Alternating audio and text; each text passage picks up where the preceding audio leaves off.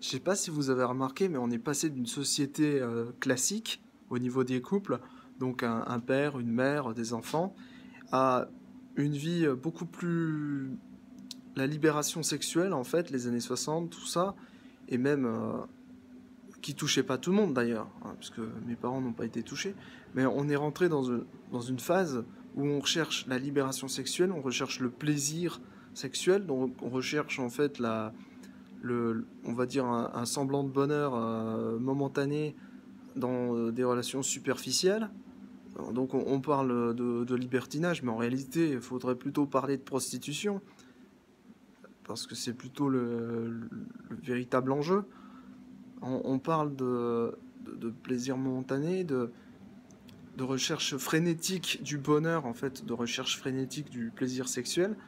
On n'est plus du tout dans le cadre de la reproduction, on va dire, j'allais dire binaire. En fait, dans la reproduction sexuée des animaux, quoi. On est passé au stade de plaisir, au stade de récréatif, soit tout ce qui est dommage, en fait dommageable, puisque dans une société récréative, on l'a vu avec Rome, puisque j'ai des origines italiennes, Rome a été défaite parce que justement elle était beaucoup trop décadente, c'est-à-dire qu'elle faisait des choses juste pour son plaisir, et elle avait acquis un trop grand empire qui faisait qu'elle pouvait plus suivre, elle pouvait plus acquérir en fait, elle pouvait plus placer des soldats partout, il y en avait pas assez. Les soldats qui venaient de se former, qui étaient des barbares en fait pour certains d'entre eux, n'étaient plus, n'étaient pas assez motivés pour être romains, c'est-à-dire pour s'assimiler. Et je pense que ça a dû donner, c'est une hypothèse, mais je pense que ça a beaucoup joué quand même. Et et les barbares des quatre coins du monde en avaient marre de cet empire qui voulait s'augmenter, et puis sans arrêt, qui était un ogre en fait, qui voulait sans arrêt, qui avait toujours plus d'appétit, quoi.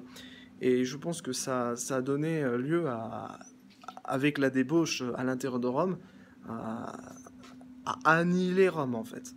Même si Rome a continué d'exister par l'Empire romain d'Orient, par la suite, et subliminalement parlant, il ne faut pas l'oublier, par l'Église catholique, hein, qui parlait en latin, et qui voilà, avait son siège à Rome. C'est pas pour rien.